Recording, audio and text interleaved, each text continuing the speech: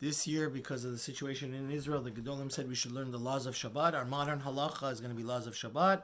One of the things we're not allowed to do on Shabbat is to build, bone. And soter, to deconstruct, to destroy. Avinu Malkeinu Yeah, no, they stopped saying Avinu Malkeinu. Yeah. Because they thought it was too much tirch d'sibura. So what is the definition of the malacha? This is, by the way, the 37th and the 38th. So, right, we have 39 different forbidden labors. Malachot on Shabbat. The last one is Makah B'Patish, which, b'li neder, I have to make a note of to give a shir on in a few weeks. But what we wanted to talk today, the reason I wanted to give a little bit introduction to the Malacha of Bונה and then give a shir on Yechavey Daat, the great prince of Sephardic, king of Sephardic Halacha, HaRav Ovadia Yosef, volume 2, Teshubah 55, is because the most common question I've gotten in my 20-year rabbinical career is are you allowed to let your kids build Legos? Because is it building? So therefore, actually I got asked this question twice in this same year by my students and the people that asked me. So I decided that we should make a shir because we're learning the laws of Shabbat.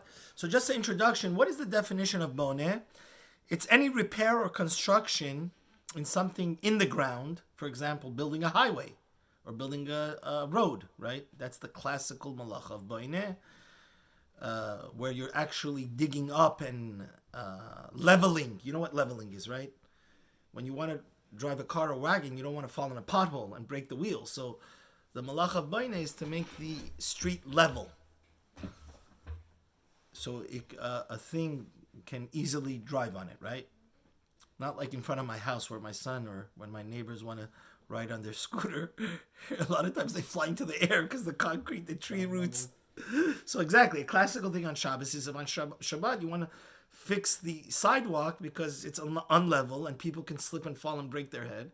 That's the classical malacha deoraita, which is the death penalty, right? Which is the 37th out of the 39 labors of Shabbat. And not only something in the land itself, but something connected to the land, which means on Shabbat, obviously, it's forbidden to do construction, right? To put 2x4s to build a edifice, a abode, a home or apartment building or any type of fence, right? Right. So anything connected to the ground or fixing the ground itself to make it level is the now. Where everything we extrapolate and derive everything from the Mishkan. Where was this found in the Mishkan? So it was very simple. Constantly through their journey in the 40 years, they were assembling and deassembling the Mishkan, the tabernacle. And the sockets, the Adonim, were hidden to the ground, right? So it was like a Lego. But that was, right? That was... You would put the Adonim, the copper parts, the Levim would bang it into the ground, and then they would put a pole, the Adonim, right, the Karai, the Kaira, the beam, into the thing. So that's how we know it's forbidden, absolutely, to do any type of construction. For example, the Chazon Ish says, even on Shabbat, just to see how a person can be Amar, it's so easily you could... I'll give you a common example of somebody that if you take a nail, and you bang it with a hammer into a wall, that's malacha b'nei, Chazon Ish writes.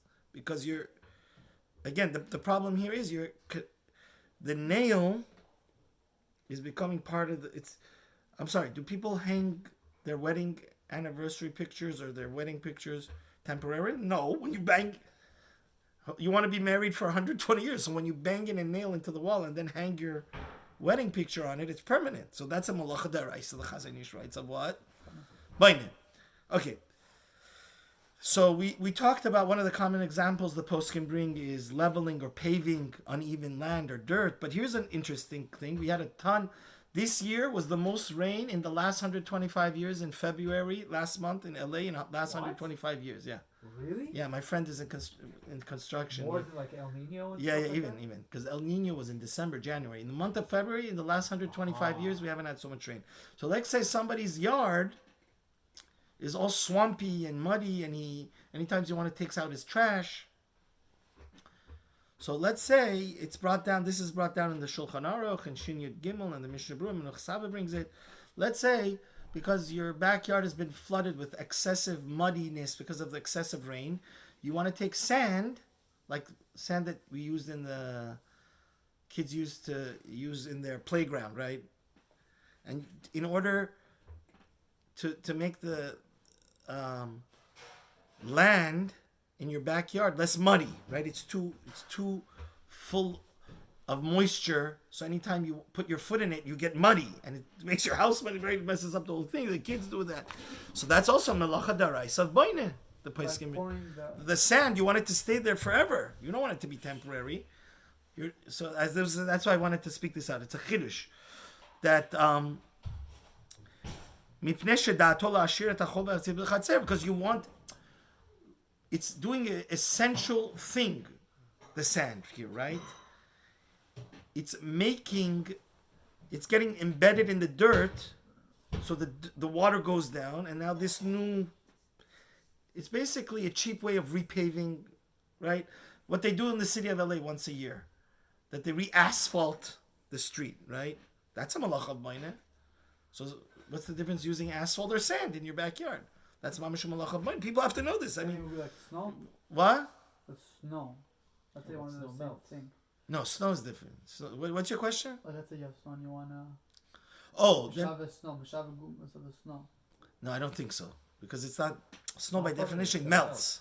So it's not, snow is a temporary thing, right? But this sand gets embedded in the thing, right? And now your feet don't get muddy.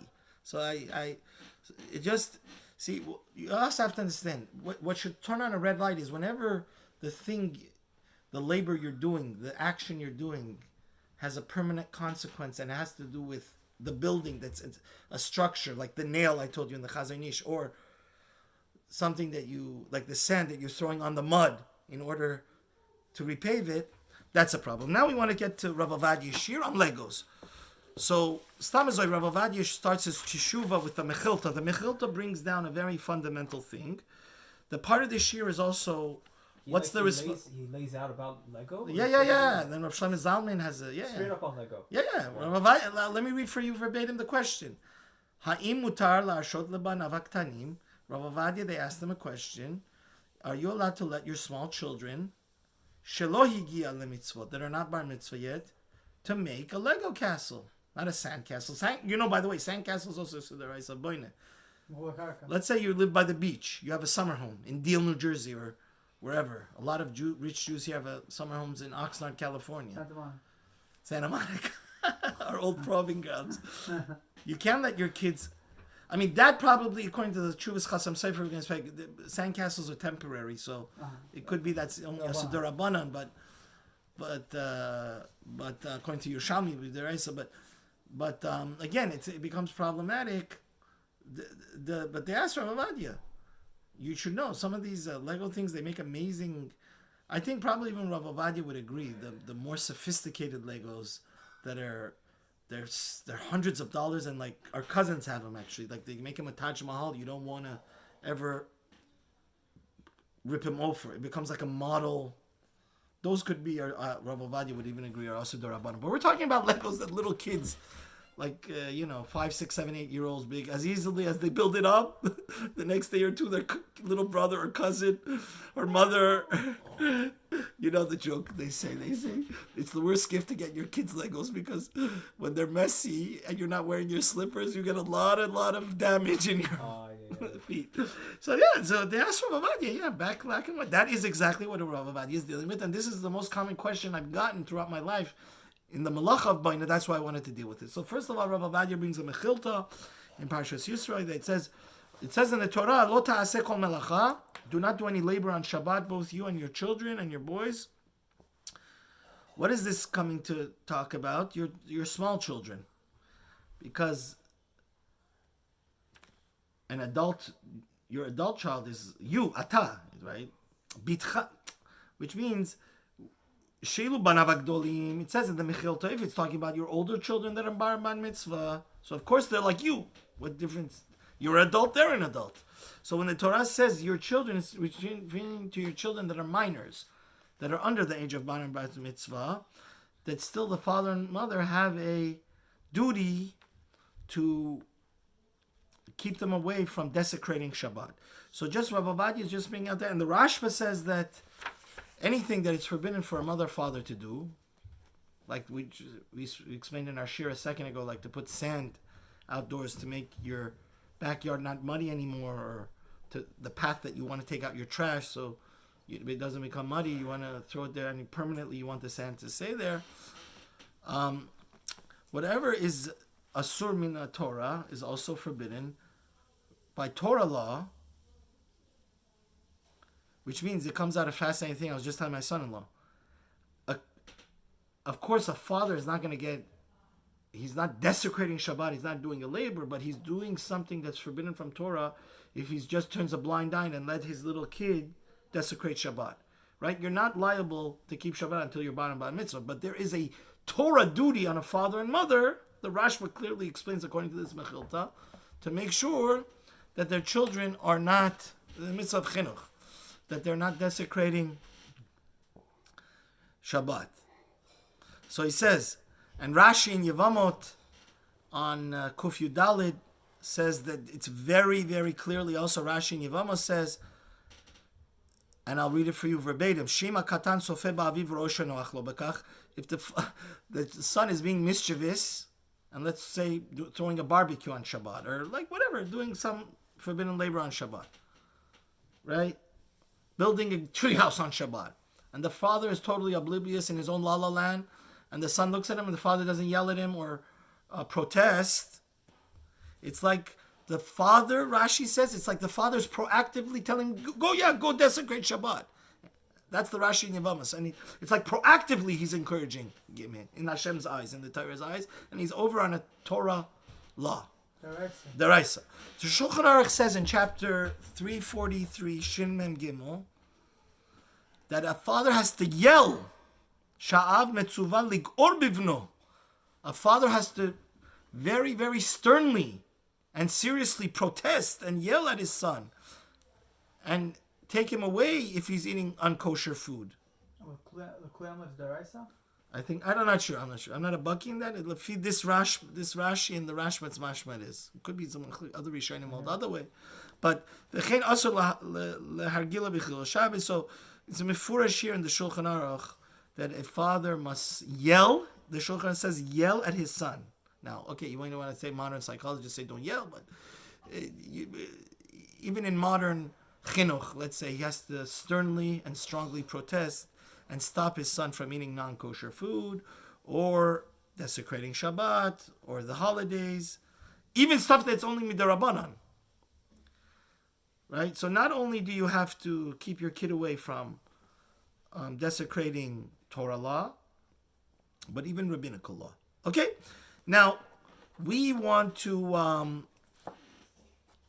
So again, Rav Ovadia says clearly, at this point, one thing we have clear. If building a Lego thing is forbidden for adults, then it for sure would be forbidden for parents to let their kids, they can't turn a blind eye and say, let them just have fun on Shabbos. They're not bar and bar mitzvah anyway, so let's turn a blind eye and let them do their thing. Like parents that destroy, poison their kids' mind. They think a TV is a free babysitter. My Rebbe Zatzal, I miss him every day of my life. HaRav Eliezer ben David, he said to be a Jew is not only that you have to eat kosher. What you look at has to be kosher. What you hear has to be kosher. What comes out of your mouth has to be kosher. Every aspect of our... So these parents are not doing the right thing when they supposedly spend thousands of dollars a year extra to give their kids kosher food, but then they give an unfiltered phone to their kid or TV, and or goyisha music, which is even worse. The Tanya says corrupts the soul even more than, in certain ways, than non-kosher food. So Rav Ovadia basically comes out that the answer to our question is that Legos that are not the super sophisticated ones, right? We said in the Masel Seshem you have to be nuanced. So there are certain Legos that are adult Legos that perhaps it's the same. It's like a permanent puzzle, which maybe also They're very expensive. They have like tiny pieces, and you make like the Empire State Building or. Well, mamash huge. Yeah, you have to be like 13 and older to be able to even build it. We're talking about kids that build these little Lego things that takes like 10, 15 minutes to build it. And, the parents, usually their brother or sister themselves, after a while they get bored and clean. Rav Ovadia says that it is permitted for children to build Legos based on the Shulchan Aruch in chapter 313 in Hilchot Shabbat. Because the Shulchan Aruch says that in the olden days, all the people that used to travel, the businessmen, used to have cup like this. Now, in order for them to fit it in their backpack, this stem of the cup used to be kosher prakim, used to be like a Lego, removable. They used to twist it off. The Shulchan Aruch says, let's say you have such a cup on Shabbat. If before Shabbat you forgot it to twist on the bottom, the stem of the cup, you're allowed to twist it back on. Rav Ovadia says Legos is exactly like this cup. What difference does it make? Because, first of all, for sure we're not dealing with anything Isur Rabbanan, it's B'Kelim, right? So there's a Chazal many times brought down in the Gemara Shabbat, and Binyan Mistira B'Kelim, right? Like we made clear in our introduction to this year, the labor, the malacha, by definition of binyan and stira, is only in something that's in the ground or attached to the ground. Right? A nail, if you want to hang a picture frame on a nail, that is Isur D'Oraisa because it's Mechubal Karka, it's attached to the ground. But Rav Ovadia says, first of all, for sure, see, there's three reasons Rav Ovadia's matter, to be very systematic. One reason is, this is a keli. It's a utensil, it's not the ground, or connected to the ground. Secondly, it's temporary. When I was a little kid, God bless my brother Daniel, I love him. But I was 5 years old when he was born. When he was 2, 3 years old and I was 8 years old, my favorite pastime besides, at that time, was playing Legos, and my brother would constantly break them. It was agitating, but definitely this thing was not lasting more than a day or 2 or 3. So it's temporary, and Rav Ovadia brings another svara to be matter. There's no nails or glue here, right? It's something that is easily taken apart. As easily as you attach them together with a simple pull, right? There's no glue or...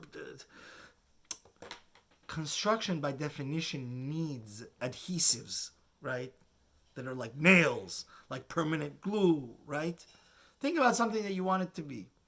Like crazy glue, right? You want to think that maybe is Malka B'Patish, but this is definitely not Malka B'Patish either because it's temporary in nature. And the Chasam Sofer says this very clearly, that according to the Talmud Bavli, and I'll quote what Rav Ovadia says, Shabinyan l'shalo chashav binyan. The Chasam Sofer, if you want to look it up, in Sheshuvot 72 Ayin Bet says, it could be the Yerushalmi argues on the Bavli that holds that there is a problem to do temporary binyan, but we know the famous thing that whenever there's a dispute between the Bavli and Yerushalmi, found the Bavli. And there's 3 other poskim that concur with the Chasam Sofer that the Bavli clearly holds temporary binyan constructing is not binyan. The Petach Devir, the great Svardi, and the Itim Labina. The Or Sameach argues on this. He says that there is no Machlokes Bavli Yerushalmi, that really both hold that it is forbidden. For example, let's say you want to go to the beach, and for whatever reason you want to temporarily put in something into the sand. The Or Sameach would say that even the Bavli agrees this is Asur Midaraisa. But Rav Ovadia again says, even according to the Or Sameach that has that understanding, the great Rav Meir Simcha, one can argue that something that by definition, in our case of Legos, at any time, you may not like how this little high-rise or this blue little Chechka Lego building you built. So Rav Ovadia holds that Legos is even a lower level than Binyan L'Sha'ah. Why? He says it's not binyan at all. He says it's exactly like the case of the Shulchan Aruch according to Rav Ovadia, where just like the Shulchan Aruch says you're allowed to twist on and off the stem of a cup, that's what you're doing here in Legos. And he brings another fascinating raya. There's a Shulchan Aruch in Resh Nuntet that says, let's say your oven doesn't contain the heat well. He says you're allowed to use plaster before Shabbat to like plaster in, like, you know how sometimes, you ever been in very cold places, Shani and Lazi, where when it's very windy and cold, the wind, if you have a crack in the window or the door isn't installed properly, the wind it's like a laser beam of cold hits you. So in the olden times, they were poor and they didn't have very, professionally constructed ovens. So the Shulchan Aruch says if before Shabbat, you like put mud and paste and like kind of like a type of paste around your oven in order for it to retain the heat, so your food, when you take it out to eat Friday night, is thing, there is no problem of stira, right? Because the opposite part of, just like on Shabbat, let's not forget, Malacha number 38 is that it's also forbidden to destroy on Shabbat. The Shulchan Aruch clearly says that mutar lesater oto b'stima b'Shabbat. It's okay to take out that plaster off in order to open the door of your oven, to take your cholent out or your food out. And really, this is a Trumas Teshen. The Trumas Teshen explains the reason for this is, why are you putting this putty around the crevices of your oven? Because if you don't, the cold air is going to steep in, and then you're going to have cold food on Shabbat. And there's a mitzvah midrabanan to have hot food on Shabbat, because we want to go against the Karaim, the people that rejected the. So he says that there's no, the Trumas Hadeshen, which was one of the great Rishonim, says that there's no even rabbinical problem here. Don't say, you're destroying the insulation that the grooves around there. And ultimately, this was my favorite part of the shir, the svar of the Rav Mordechai Galanti in Charles Teshuvas Godlos Mordechai Siman Yud says a beautiful pshat. He says that ultimately all this stuff, the reason why this cup is molded to screw and unscrew the stem of it, and it's okay for it, because he says what it's like is like a lid of a pot.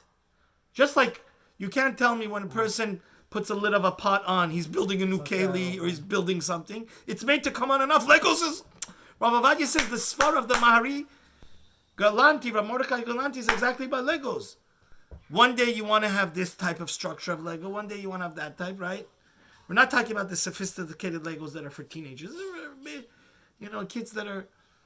So, yeah, but like what Yaakov... Bring it, Yaakov. Let's put it in this year. Like what my son built over here, this could be, that is... On Shabbat, my son built a fake Nintendo Switch. He doesn't plan on breaking this down. And he has no brothers, unfortunately, to go mess with his stuff. It could be there's... That, we have to ask the Paiskim. That I don't... I don't... If you want to, could be... This you would. No, Lazi, I'm saying that we're getting into a gray area. I'm not going to pass that. But definitely here, Rav Ovadia is talking about a case that the kid is young, and it could be that's mutar also. But you want to build your Lego, right. But the issue over here is that as long as it is easily put together, it could be even that case is mutar. But a lot of, you have to understand, when you read the Tshuva and Rav Ovadia, a lot of what the heter is built on is temporary. It's temporary. And bottom line is that now it's very interesting. Rav Shlomo Zalman Auerbach in Shemot Shabbos chapter 15, Halacha 14, agrees to Rav Ovadia, concurs with this psak of Rav Ovadia, that we gave like almost 4, 5, 6 different reasons that Legos are not a problem. It's not. But unfortunately, in the footnotes at the back, in the end notes, he seems to reverse course. And he says that it could be like the case of the Shulchan Aruch, which is a bed. The Shulchan Aruch clearly says that only a cup that's, you're allowed to disassemble and assemble on Shabbat. But a thing you're not allowed to. A bed you're not allowed to. So Rav Shlomo Zalman says, I'm not sure. Maybe only if the Legos, the kid doesn't put them in so perfectly tight knit.